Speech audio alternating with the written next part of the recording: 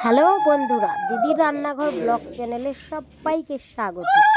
আজ আমি আমার বাড়ির মনসা পূজার সম্পূর্ণ রীতিনীতি মেনে কিভাবে পূজা সম্পূর্ণ করেছি তার উপর একটা ব্লগ ভিডিও শেয়ার করছি। সম্পূর্ণ ভিডিওটা দেখতে থাকো, আশা করি তোমাদের ভীষণ ভালো লাগবে। মনসা পূজার আগে 5 দিন বা 7 দিন আগে, মানে মোট কথা যেদিন শনিবার বা মঙ্গলবার পড়বে সেদিনই হচ্ছে গাছ পুঁততে হবে। স্পেশালি মাসকলাইয়ের ডাল তো থাকবেই। মাসকলাইয়ের ডালের সঙ্গে আরও 4 রকমের বীজ, যেমন ধান বীজ, সর্ষে বীজ, ডাল বীজ, ছোলা বীজ, এরকম মোট কথা 5 রকমের বীজ ফেলতে হবে, গাছ আর কি পুঁততে হবে। সেই গাছকে হচ্ছে পুজো দিতে হবে, আর সেদিন থেকেই নিরামিষ খেতে হবে। নিরামিষ খেয়েই কিন্তু গাছ পুঁততে হয়। তো সেই জন্য এই যে দেখতেই পাচ্ছ, আজকে হচ্ছে মনসা পূজার আগে শনিবার। তো শনিবার দিন একদম সকালবেলা স্নান সেরে ঘর বাড়ি উঠান লেপে মুছে গাছ পোতা হচ্ছে। মা দেখো গাছ পুঁতছে। প্রথমে জল ঘর দিয়ে মাটি দিয়ে এই যে ছোট ছোট দেখতেই পাচ্ছ গোল গোল প্রদীপের মতন বানিয়ে সেখানে আবার কিছুটা পরিমাণ আলগা মাটি দিয়ে প্রথমে মাসকলাইয়ের ডাল, ছোলা, ধান, সর্ষে আর হচ্ছে মুগের ডাল, এই 5 রকমের বীজ কিন্তু দিয়ে মনসা মঙ্গল কাহিনী হয়তো সকলের জানা, তাও আমি ছোট্ট করে একটু বলে দিচ্ছি। চাঁদ সদাগরের হাত থেকে পূজা পেলেই মা মনসা দেবী মর্তে প্রতিষ্ঠিত হবে, এইটা ভেবে কিন্তু চাঁদ সদাগরের পূজা নেওয়ার জন্য অনেক চেষ্টা করেছে। তবুও কিন্তু চাঁদ সদাগর মনসা মায়ের পূজা করতে রাজি না। কারণ চাঁদ সদাগরের একটাই কথা, একটাই যুক্তি যে আমি যে হাতে শিব ঠাকুরের পূজা করি সেই হাতে আমি চ্যাংমুড়ি কানি বলে সম্বোধন করেছে, যে তার পূজা করব না। আর মনসা মা তো পুরো রেগে গেছে। রেগে গিয়ে কিন্তু একে একে 6 পুত্র সর্প দংশন করেছে। মনসা মা আর কি দংশন করেছে। দংশনে সর্প দংশনে মৃত্যু হয়েছে 6 পুত্রের। তবুও কিন্তু চাঁদ সদাগর পূজা করতে রাজি হলোই না। বাণিজ্য করতে গিয়ে সব কিছু ধন দৌলত সব কিন্তু হারিয়েছে। 6 পুত্র সহ ধন দৌলত যখন সব হারিয়ে ফেলেছে চাঁদ সদাগর, তখন চাঁদ সদাগরের বউ সনকা তাকে স্বপ্ন দেখিয়েছিল মা মনসা দেবী, যে তুমি যদি হচ্ছে আমার পূজা করো তাহলে তোমার সব ফিরে পাবে, না হলে আরেক পুত্র যে আছে তাকেও আমি দংশন করব। কিন্তু পুজো করতে রাজি হলো না চাঁদ সদাগর।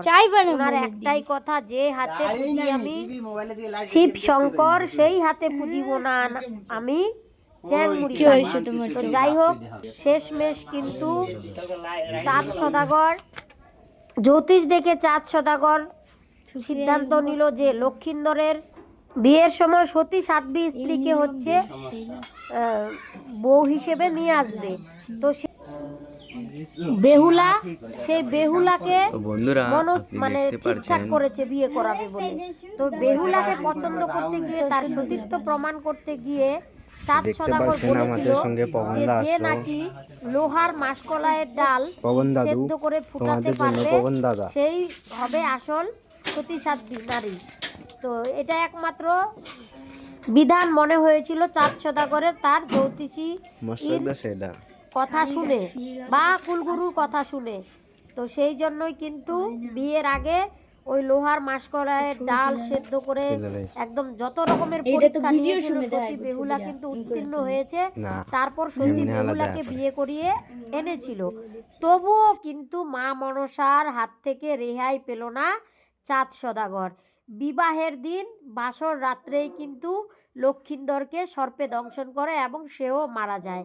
তাহলে একে একে 7 পুত্র কিন্তু দংশন হয়ে যায়, মনসার কবলে পড়ে যায় চাঁদ সদাগর। তারপর অবশেষে বেহুলা কিন্তু তার স্বামীর প্রাণ ফিরিয়ে আনার জন্য তার শ্বশুরমশাইকে অর্থাৎ চাঁদ সদাগরকে রাজি করিয়েছিল যে না, মা মনসার পূজা করলে সব কিছু ফিরে পাবো আমরা। তো সেই মতে অনেক বুঝিয়ে সুঝিয়ে কিন্তু তার শ্বশুরমশাইকে বুঝিয়ে সুঝিয়ে আর এদিকে সনকাও তার স্বামীকে বুঝিয়ে সুঝিয়ে মা মনসার পূজার জন্য রাজি করিয়েছিল।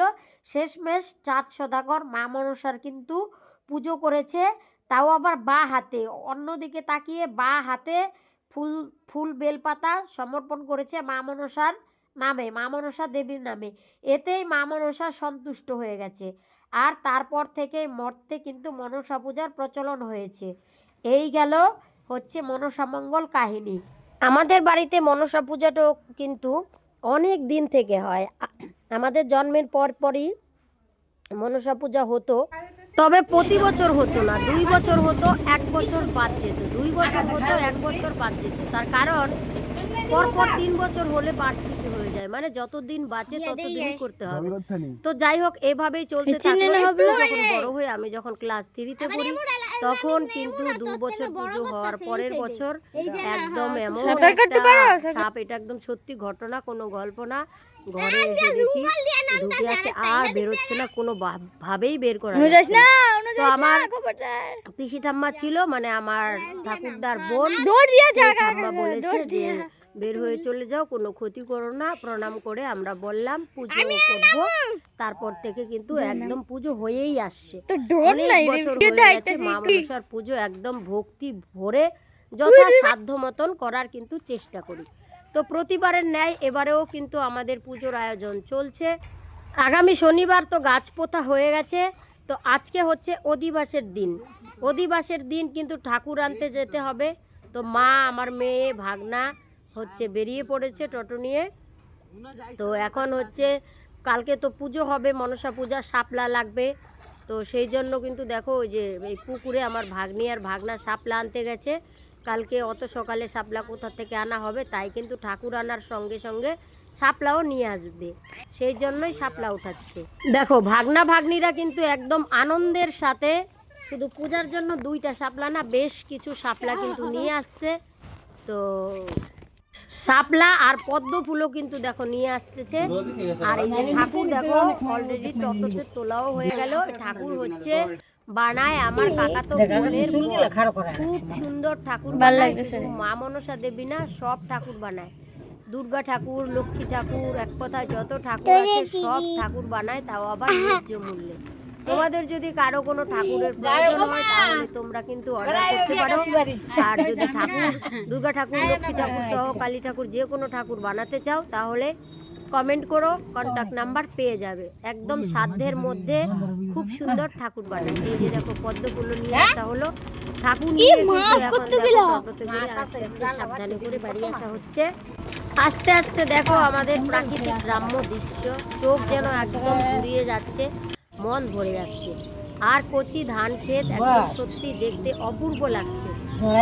তোমাদের কেমন লাগছে অবশ্যই কমেন্ট করো। ফাইনালি ঠাকুর নিয়ে বাড়িতে আসছে। দেখো অধিবাসের জন্য সব সাজানো গোছানো হয়ে গেছে। যে গাছ পোতা হয়েছিল দেখো গাছও হয়ে গেছে, ছোট ছোট গাছ হয়েছে। যদিও শনিবারে গাছ পোতা হয়েছে আর সোমবারেই পূজা পড়েছে, ওই জন্য এই কয়েকদিনে আরও তো লম্বা গাছ হয়নি, অন্যবার কিন্তু লম্বা লম্বা গাছ হয়।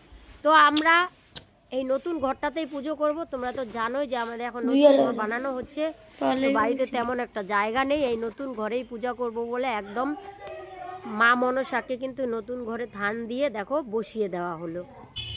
যেই গাছগুলো পোতা হয়েছিল সেই গাছগুলোকে কিন্তু হলুদ দিয়ে আর গিলা দিয়ে হচ্ছে স্নান করাতে হবে। তাই জন্য লাগবে তুলসী পাতা, হলুদ, গিলা, ফুল, ধান দুব্ব, বেলপাতা, আমের পল্লবও লাগবে। দেখো মা কিন্তু হলুদ বেটে নিয়েছে, প্রদীপ জ্বালিয়ে একদম ধূপকাঠি ধরিয়ে হচ্ছে জল ভরতে যাচ্ছে। জল আনতে পুকুর থেকেও জল আনতে পারবে, আবার অন্য বাড়ির কলের থেকেও আনতে পারবে। তো আমার মা দেখো পাশের বাড়ির আমার বৌদিদের বাড়ির থেকেই হচ্ছে জল আনছে।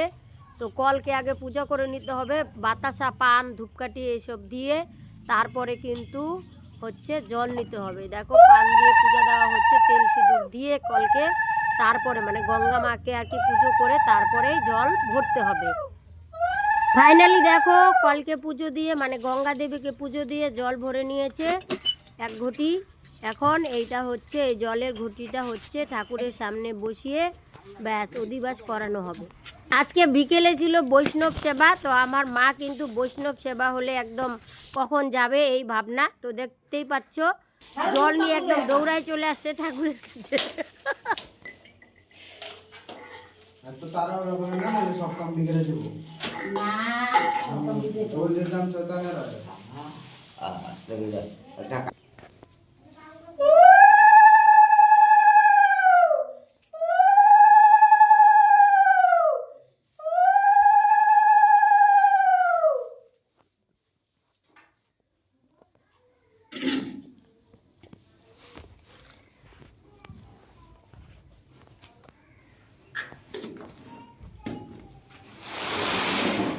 তো দেখো ওই যে একদম ঘট বসিয়ে দেওয়া হলো, ফুল ধান দুব্ব দিয়ে, উলু জোকার দিয়ে, সিঁদুরের ফোঁটা দিয়ে ঘট বসিয়ে দিয়ে গাছ পোতা হয়েছিল। দেখো গাছগুলোকেও পূজা করা হলো। আগে হলুদ আর গিলা দিয়ে স্নান করানো হলো তুলসী পাতা দিয়ে ওই গাছগুলাকে।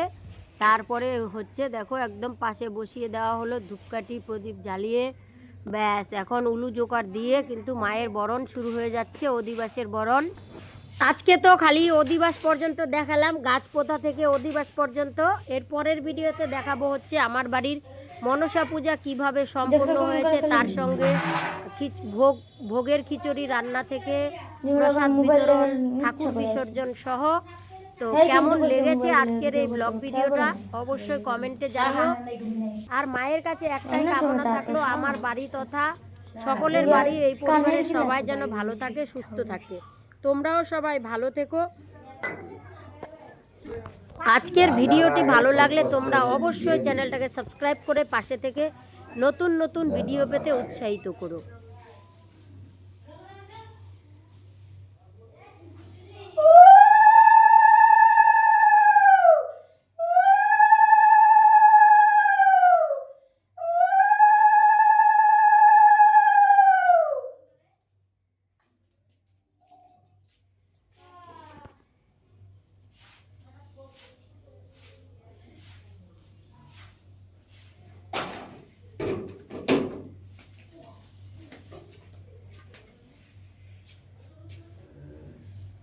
माला दिला ना